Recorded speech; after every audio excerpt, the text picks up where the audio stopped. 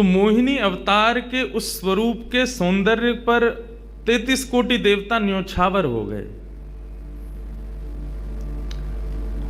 सबके मन में यह भाव आया, ये जो भी प्रकट हुई हैं ये किसी भी प्रकार से हमको हमारी गृहिणी के रूप में प्राप्त हो जाएं। इतने सुंदर ठाकुर जी बनकर के आए।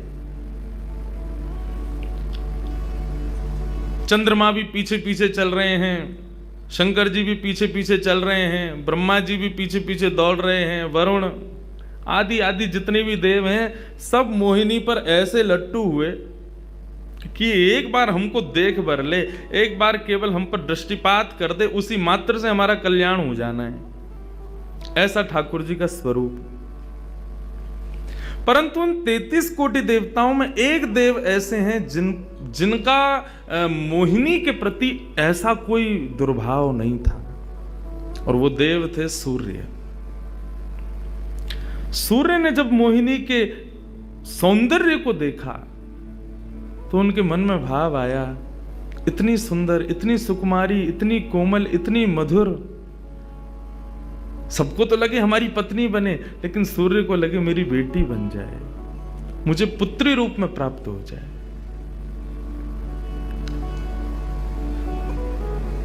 जब सूर्य के हृदय में यह भावना उत्पन्न हुई तो मोहिनी ने कटाक्ष नेत्रों से सूर्य की ओर देखा, बाकी किसी को देख ही नहीं रही है, और देख करके केवल ठाकुर जी ने उनको इशारा किया, बोले तो आपकी ऐसी इच्छा है? सूर्य बोले जी भगवान, मेरी बहुत अभिलाषा है कि आप पुत्री रूप में मेरे यहां पधारो। ठाकुर जी बोले इतना साधारण नहीं है हमको प्राप्त करना, पुत्र रूप में प्राप्त करना फिर भी साधारण होगा, लेकिन पुत्री भाव में ये तो असाधारण है, इसके लिए आपको तप करना पड़ेगा। सूर्य बोले मैं आज से ही तप करूंगा, लेकिन आप वचन दो मेरे यहां पधारोगे और इसी रूप में पधारोगे।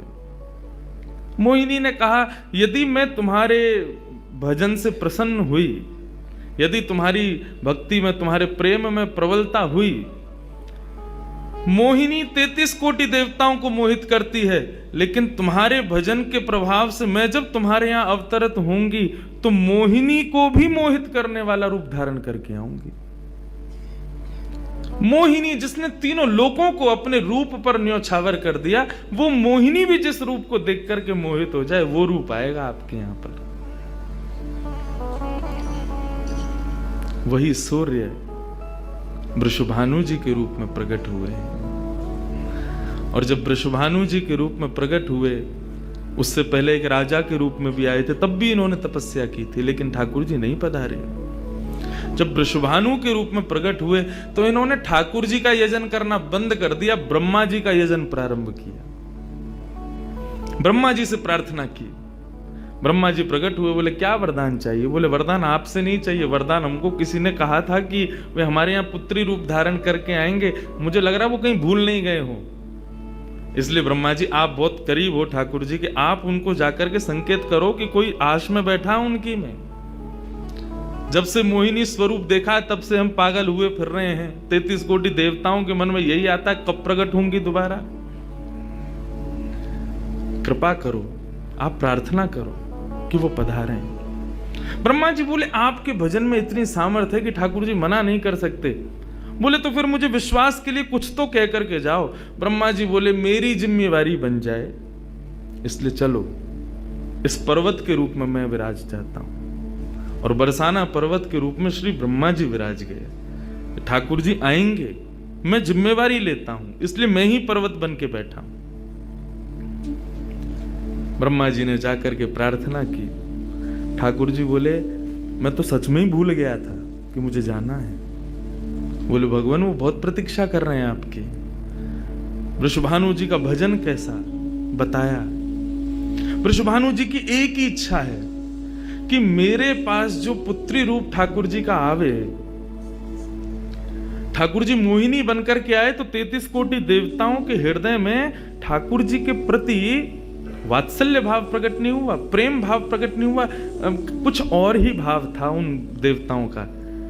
वृषभानु जी कह रहे हैं कि मैं ऐसी पुत्री पाना चाहता हूं जिसको देख करके काम नष्ट हो जाए, काम का भी मर्दन हो जाए। सामने वाले के हृदय में एक दिव्य प्रेम प्रकट हो, निष्काम प्रेम, अनकंडीशनल लव किसे कहते हैं, इसका प्रसाद पूरी दुनिया को देने वाली ऐसी पुत्री मेरे घर पधारे। स्वार्थ सिद्ध प्रेम सब करना जानते हैं, लेकिन निस्वार्थ प्रेम किसे कहते हैं, वो ठाकुर जी का वो शक्ति स्वरूप ही सबको बता सकता है। ब्रह्मा जी की प्रार्थना हुई ठाकुर जी से।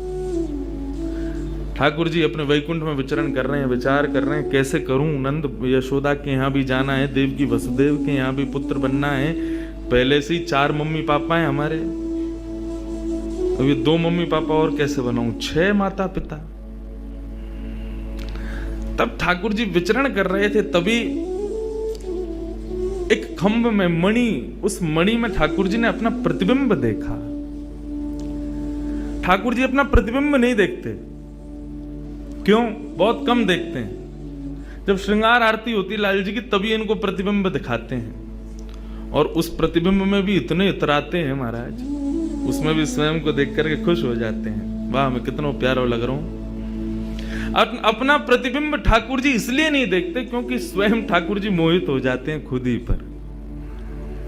जैसे ही ठाकुर जी ने स्वयं का प्रतिबिंब देखा, प्रतिबिंब देख के आगे बढ़े, लेकिन ठाकुर जी मन में विचार करने लगे, मुझे सबके स्वभाव प्रिय हैं, लेकिन अपना यदि देखूं तो अपना प्रतिबिंब बहुत प्रिय है। जब स्वयं को देखता हूं प्रतिबिंब में, तो ऐसा लगता है कि मानो जो सबको मोहित कर रहा है वो स्वयं को जब देखे तो खुद भी मोहित हो रहा है, क्योंकि प्रतिबिंब कभी झूठ नहीं बोलता। प्रतिबिंब का ये स्वभाव है, आप जैसे हो वैसा आपको दिखाता है। ठाकुर जी ने जब प्रतिबिंब देखा, अपने उस प्रतिबिंब स्वरूप को ठाकुर जी ने स्थिर कर दिया, और स्थिर करके अब तो ठाकुर जी लाए महाराज लक्ष्मी जी की पूरी पेटिका लेकर के आए श्रृंगार की, और अपने प्रतिबिंब स्वरूप को ही उन्होंने श्रृंगार करना प्रारंभ किया। किशोरी जी के श्रृंगार का इतना भाव बताते हैं, किशोरी जी की नथ बेसर ऐसी, किशोरी जी के कान के कुंडल ऐसे, किशोरी जी के पांव की महावर ऐसी, क्यों ना हो, क्योंकि श्याम सुंदर ने श्रृंगार किया है। किशोरी जी का जो स्वरूप है वो ठाकुर जी ने उसका श्रृंगार किया है। नारायण बैठे महाराज सिंहासन लगा करके अपने प्रतिबिंब का ही श्रृंगार कर रहे हैं। मोर पीछ हटाया, मुकुट उतार के दूर रखा, घुंघराले केशों को खोल दिया, नेत्रों में सुंदर सुंदर छोटा छोटा काजल लगाया, माथे पर एक सुंदर बिंदिया लगाई है, होठों पर निर्मल लालिमा लगाई है, गले में हार पहनाया, सर्वांगीण श्रृंगार किया, और लक्ष्मी जी की चुनरी ला करके जैसे शीश पर से चढ़ा करके ठाकुर जी ने थोड़ा सा जो श्याम रंग है उसको जैसे ही गौरवर्ण किया, वैकुंठ के उस प्रतिबिंब में से मानो जैसे सूर्य चंद्र का एकाकार रूप प्रकट हो गया हो, इतना तेज पुंज प्रकट हो गया कि ठाकुर जी भी अपने नेत्रों को छुपाने लगे। थोड़ी देर नेत्रों को बंद करने के बाद जब बड़ी धीरे से ठाकुर जी ने जब अपने प्रतिबिंब की ओर देखा, तो किशोरी जी का दिव्य स्वरूप वहां प्रकट हो गया। ठाकुर जी ने दंडवत किया, पहले प्रणाम, हे श्याम सुंदर, आपने ही मेरो निर्माण कियो है, आपने ही मुझ को प्रकट कियो है। क्या भाव है? ठाकुर जी बोले कोई भाव नहीं है, केवल मोहिनी भाव से 33 कोट देवता मोहित हुए थे, लेकिन मैं मोहित नहीं हो पाया था, इसलिए तब से मैं भी तड़प रहा था कि मुझे भी कोई मोहित करे, उस मोहिनी को भी मोहित कोई करे। वो स्वरूप आज प्रकट हुआ है। धर्म की स्थापना हुई, ज्ञान की स्थापना हुई, भक्ति की स्थापना हुई, वैराग्य की स्थापना हुई, लेकिन अंततो गत्वा इस संसार का सार जो प्रेम है उसकी स्थापना नहीं हुई है। उसके लिए आपका अवतार धारण करना अति आवश्यक है। आप मेरी शक्ति हैं, आप मेरी आत्मा हैं। पूरा विश्व और पूरे विश्व की दिव्य चेतना किसकी प्राप्ति के लिए दौड़ रही है? कि आत्मा एक दिन परमात्मा में मिल जाएगी, लेकिन उस परमात्मा में आत्मा जो विद्यमान है वही तो किशोरी जी हैं। उस आत्मा की परमात्मा की जो आत्मा है वही तो श्री राधा जी हैं। लोग उनके रूप को नहीं समझ पाते। आजकल के यंगस्टर्स, आजकल के युवा उनको बहुत विचित्र रूप में दर्शन करते हैं कि कृष्ण राधा कौन है, बोले कि they are just like some love words. ऐसा नहीं है। आप उनको सीमित उस अवस्था में, और माफ कीजिएगा यदि किसी प्रवचनकर्ता की कथा सुनने के बाद भी आप उनको वहीं तक सीमित मान रहे हो ना, दोष आपको नहीं, प्रवचन करने वाले को लगेगा कि तुम किशोरी जी के इसी रूप को स्थापित कर पाए। इसीलिए कथाओं में ज्यादा किशोरी जी का प्रसंग ना हम कहते हैं ना उसका स्पर्श करते हैं। स्पर्श करने पहले से भी 100 बार सोचते हैं। यहां आने से पहले भी मुझे कई आचार्यों ने संपर्क किया कि वहां आप किस विषय को लेकर के जाएंगे, आप गर्ग संहिता पर कहेंगे या किशोरी जी के किस भाव को वहां पर प्रस्तुत करने वाले हैं। मैंने कहा देखो, हम बस बोलेंगे जो निकल जाए मुंह से, जिसका जो भाव ठाकुर जी स्वीकार कर लें बस, लेकिन भाव ये रखेंगे ठाकुर जी विराज गए हैं कि कोई अनधिकारी इस भाव को सुनकर के अपने मन में कोई दुर्भाव ना प्रकट करे। ब्रजवासी बहुत डरते हैं किशोरी जी के भाव को कहने में, क्योंकि जब सामने वाले से प्रत्युत्तर के रूप में कुछ विलग ही सुनने को मिलता है तो बहुत कष्ट होता है हृदय को कि तुमने किशोरी जी को क्या समझा, वो क्या है और तुमने उनके किस रूप को जाना। वो ठाकुर जी का ही प्रतिबिंब स्वरूप है, ठाकुर जी का ही आत्मा स्वरूप है। और एक बात कहूं, प्रतिबिंब से और आत्मा से प्रेम किया जा सकता है, ब्याह नहीं किया जा सकता, क्योंकि प्रतिबिंब और आत्मा ये दोनों हमसे अलग नहीं है। ब्याह के लिए एक अलग व्यक्ति चाहिए, एक हमसे कोई अलग हो, हमसे कोई जुदा हो, 2 लोग चाहिए तब ब्याह संपन्न होता है। लेकिन कृष्ण और राधा, इन दोनों में भेद है ही नहीं। किशोरी जी और ठाकुर जी में कभी भी कदापि कोई भेद नहीं है। बल्कि लीलाएं अभी सुनेंगे हम लोग, कभी कभी ठाकुर जी जब किशोरी जी का रूप धारण करते हैं तो किशोरी जी से ज्यादा गोपियों को सुख देते हैं।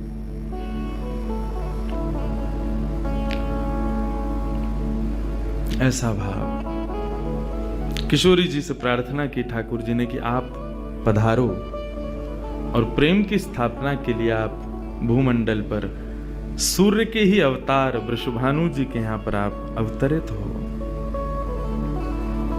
तब किशोरी जी ठाकुर जी की बात मान करके और वृषभानु और कीर्ति के यहां पर अवतरित होती हैं। किशोरी जी का जब अवतार हुआ, जब अवतरण हुआ, कब हुआ?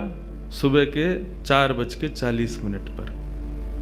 ठाकुर जी के जितने भी अवतार हुए या तो दिन में 12 बजे हुए या रात में 12 बजे हुए, लेकिन किशोरी जी का अवतरण भोर में ब्रह्म मुहूर्त में सुबह 4:40 पर हुआ।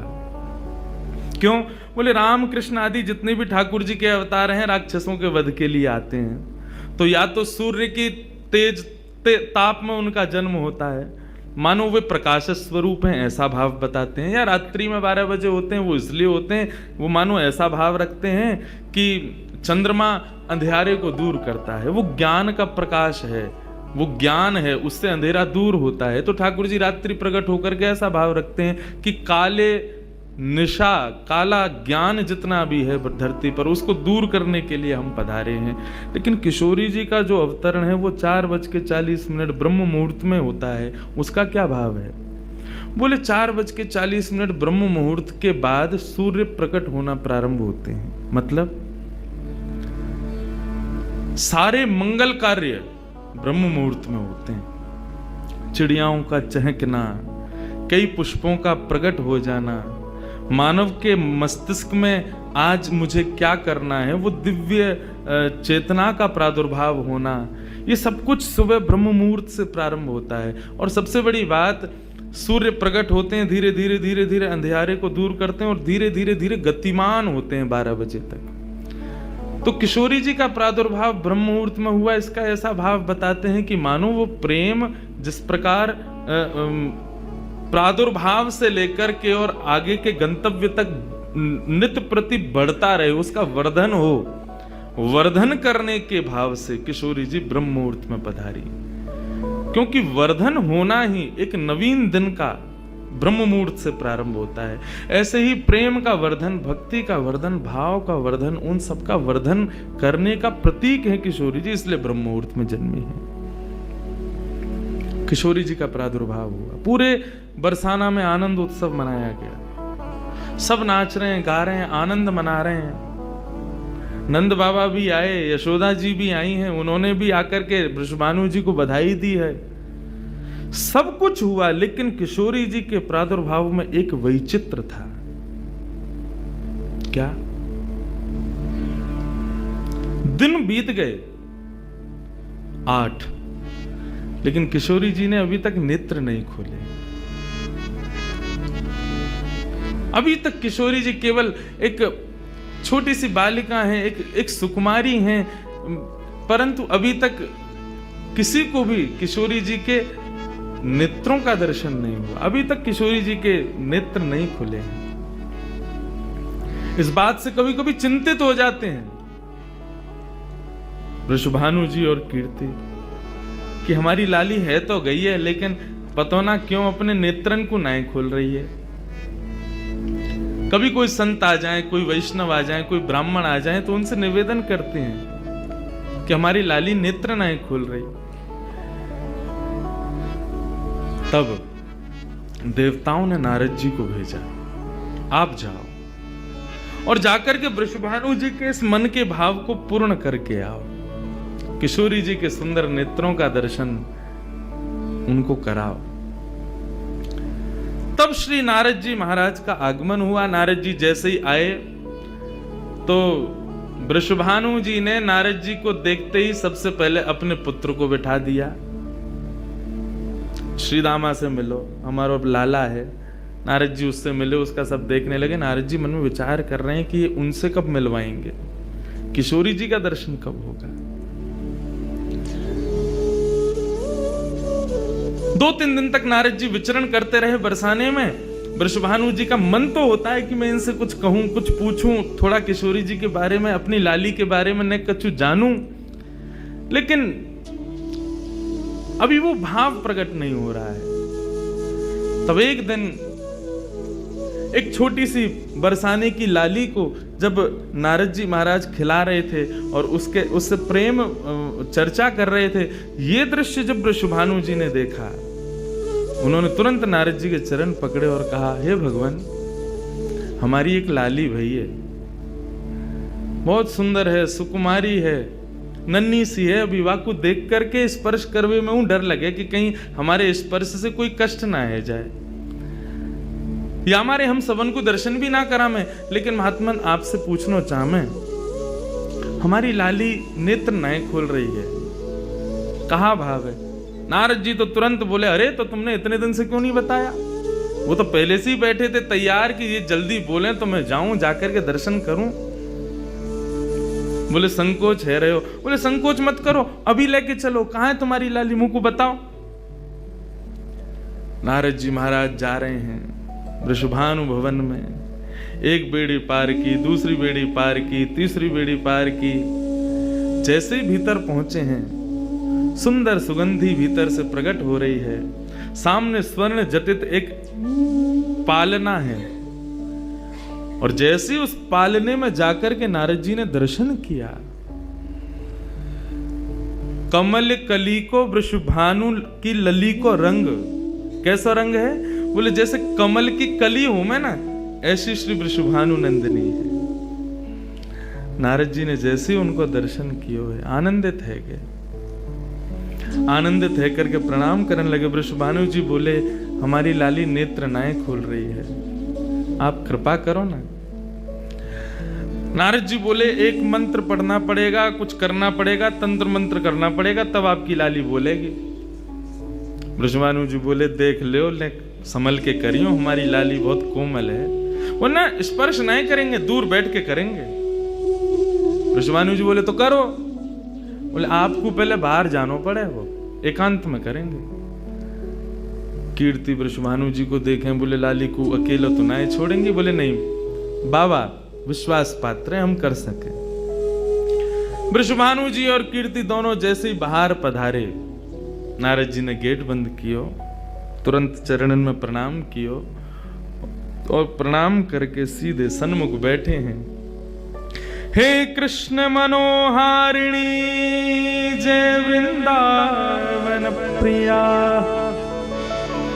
जय भ्रू मंगल ललिता, जय वेणु रवाकुल, जय कृष्ण मनोहारिणी जय वृंदावन प्रिया, जय भ्रू मंगल ललिता, जय वेणु रवाकुल। जैसे ही नारद जी के मुख से ये शब्द प्रकट हुआ, जय कृष्ण मनोहारिणी, ये कृष्ण मनोहारिणी शब्द जैसे ही नन्ही सी श्री किशोरी जी के कान में कृष्ण शब्द गयो, कृष्ण शब्द जाते ही नन्ही सी किशोरी जी के नेत्र अपने आप धीरे धीरे धीरे धीरे खुलन लगे, मुख पर एक प्रसन्नता सी प्रकट है गई। नन्ही सी किशोरी अभी करवट लेनो भी नहीं जाने, लेकिन जैसे ही बार बार ये श्लोक का गान नारद जी के द्वारा हो रहा है, जय कृष्ण मनोहारिणी जय वृंदावन प्रिय, इसको सुनकर के किशोरी जी जो अभी करवट लेनो भी ना जाने, वो अपने पालना को पकड़ करके अपने पालना से उछक करके वहीं से झांक करके श्री नारद जी को देख रही हैं। और नारद जी ने जैसे किशोरी जी के रूप को देखो है, सुंदर मृगनयनी किशोरी जी आज नारद जी को देख रही हैं। मुख में अभी दांत ना है, बिना दांतन के किशोरी जी के मुखमंडल की प्रसन्नता देख करके नारद जी आनंद विभोर हो गए। नारद जी बोले, आपको ये कीर्तन भायो, आपको ये कीर्तन प्रिय लगो? किशोरी जी के मुख से केवल किलकारी निकल रही है।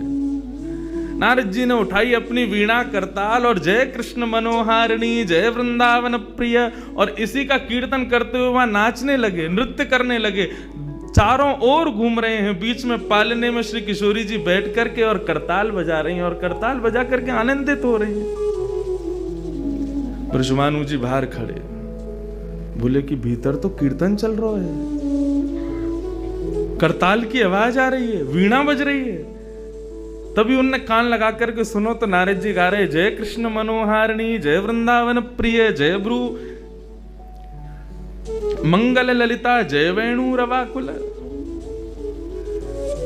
वृषभानु जी ने ये स्वर सुन लिया, लेकिन जैसे ही थोड़े से गए हैं और खिड़की में जाकर के भीतर झांक करके देखा, अद्भुत दृश्य। नन्ही सी किशोरी, ज्यादा से ज्यादा 8 दिन की होंगी, 10 दिन की होंगी, अपने पालना में पहुंच करके स्वयं को झुला रही हैं, करताल बजा रही हैं। चारों तरफ नारद जी वीणा बजा करके, करताल बजा करके आनंद से किशोरी जी को मुखोल्लास कर रहे हैं। ये दृश्य देख करके श्री वृषभानु जी को एक बार तो मूर्छा आ गई, मैं वास्तव में 8 दिन की बालिका को देख रहा हूं। उन्होंने कीर्ति को कुछ नहीं बताया। नारद जी महाराज ने प्रणाम किया, तब किशोरी जी की सहचरियां प्रकट हुई और कहा कि हे नारद, आपने हमारी किशोरी जी को बहुत सुख प्रदान किया है। जब कभी भी आपको ऐसा दर्शन करना हो तो हम आपको कुछ स्थान बता रहे हैं। गोवर्धन, श्री यमुना पुलिन और ब्रज कुंज, इन 3 स्थानों पर आप जब कभी भी हमारी किशोरी को स्मरण करके यही कीर्तन को गान करोगे, किशोरी जी को यही स्वरूप आपको दिखे। ये हमारा वरदान है आपको, क्योंकि आपने, किशोरी जी कृपामयी तो हैं। लाल जी 10 बार विचार करेंगे कृपा करवे में, किशोरी जी विचार थोड़ी करें, वो तो तुरंत करुणा करें। नारद जी जाओ, जब कभी भी लाडली को दर्शन करना हो यही भाव से कर लियो। नारद जी महाराज के नेत्र सजल है गए, किशोरी जी के चरणन में बारंबार प्रणाम कियो और प्रणतिपात करते हुए वहां से प्रस्थान कर गए। किशोरी जी फिर से नेत्र बंद करके अपने पालना में पड़ गई। कीर्ति जी बोली, बाबा आयो टोना टोटका करके गयो, तब वो हमारी लाली के नेत्र तो खुले नहीं। कीर्ति जी गोद में लेकर के सुला रही है, नेक नेक थोड़ी सी संकुचित है करके रुदन करना प्रारंभ कियो। सो इतने में वृषभानु जी आए और वृषभानु जी बोले, नेक दियो लाली को। और किशोरी जी को गोद में लेकर के वृषभानु जी बोले, हे कृष्ण मनोहारिणी। जैसे ही बोले तुरंत किशोरी जी के नेत्र फिर से खुल गए, फिर से अपने किलकारी भर करके कीर्तन में करताल बजाने लगी, आनंद विभोर हो गई। अब तो जैसे ही ये भाव देखो वृषभानु जी ने कीर्ति को सुनायो, कीर्ति भी वही गा रही है, पूरा बरसानो आकर के श्री कृष्ण कीर्तन करने लगो और बीच में मध्य में बैठ करके किशोरी जी अपने करताल बजा रही हैं, किलकिल करके हंस रही हैं, इतनी आनंद विभोर रह रही हैं।